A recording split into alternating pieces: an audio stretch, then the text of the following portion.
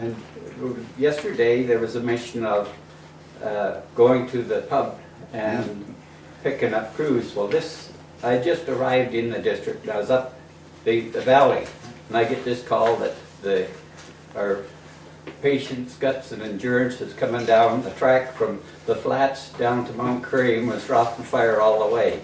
Well, I took off and come in here, and I knew I couldn't get a crew from Mount Currie right away, so I headed for the beer parlor and introduced myself because nobody really knew me at that time.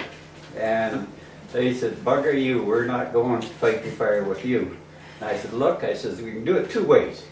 I said, "I can issue you with slips, or I says we can cooperate." And I said, "I'll have everybody back, I guarantee you, within 2 hours. And if I don't, tomorrow night I'm buying the beer." Well, you should have seen. The pub just vanished and into the trucks, and off we went.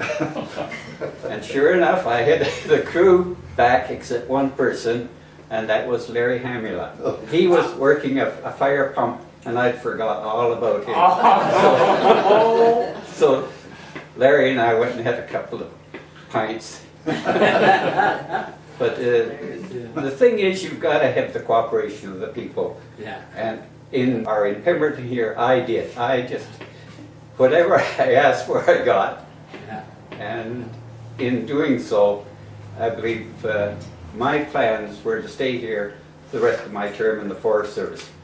But management and that decided different, and they said that they were going to move me into Vancouver into the protection office, as I needed some experience out of the main office. And I said, "No," I said, "not moving." But just at that time, the Forest Service was developing another district in Williams Lake. So I phoned the personnel officer in Victoria and asked whether there was any positions that would fall within the realm of my work. And he said, "Oh, sure, lots of them there." He said, "What would you like?" And I said, "Well, first off, how many people are applying?" Well, he said, "Just about every position has at least 50 people making applications." Well, I said, "Put my name down for two positions." One was a ranger supervisor, and the other was protection officer. And luckily I got the position of ranger supervisor, and the management in Vancouver were pretty upset, but I said, "No, I wasn't going to Vancouver." So that's how I got out of that position. And also at the same time, I believe I told this a little bit yesterday, was that when I first arrived here, everything came up on the train, and we arrived and our furniture was going to be about a week late. And in between the time, I had to seize 10 loads of logs of our famous operator here, Danny Franks. Well, we had these logs with seizure, great big seizure stickers on, and my furniture come in a couple of days later, and I was just starting to open the door to get my furniture out, and this gentleman come along, and I hadn't met him at that time, and he tapped me on the shoulder and he says, "Are you Mr. Gill?" And I said, "Yes, I am." He says, "If I was you, I wouldn't unload that because you're not going to be here that long." So about 11 years later. But the district was terrific for myself.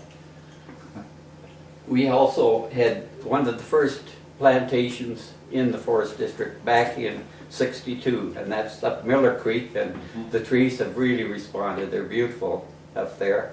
And it was the first plantation, and after that we were averaging somewhere between 250 and 1 million trees a year that we were planting. And then also in '62, some of the farmers approached me. Lex was one, and the two Millers, and Gus Searcher, and Al Staley. They wanted to put cattle up on the Alpine Meadow in Miller Creek. And they said, "Do you think you could walk up there?" And I said, "Oh yeah, I think so. I could make it." In those days I was in good shape. So off we went, and halfway up they said, "Do you want to rest?" And I said, "No, I'm fine." They were the ones that were a little bit tired, I believe, because having worked in the bush, and you get so that, and I was walking all the time, so But we did get up to the top and we got the trail built and we put cattle up there, and I understand the cattle are still going up.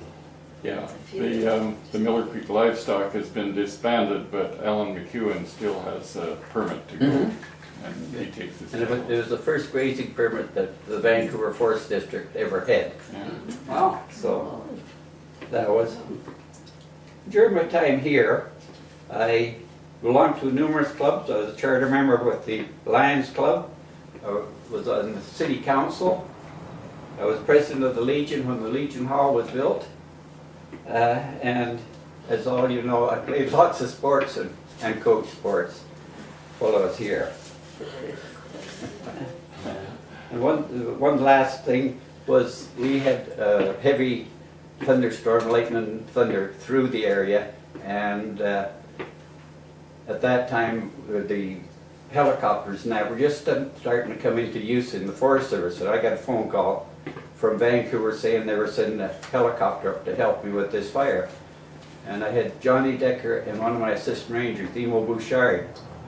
And I said to them, I said, we've got a helicopter coming, but I said, I don't trust it. I said, I believe I'm going to send you guys ahead with a crew and get up there. And I said, you should be able to get there fairly soon after the helicopter arrives.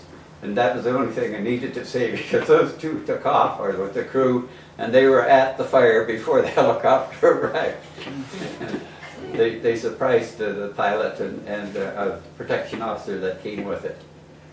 But overall, I must say that the Pemberton District was one of the best districts I worked in, and I worked all over BC in the forestry, and I put the 35 years in, and ended up in the Golden Forest District as a district manager. Thank you. Thank you.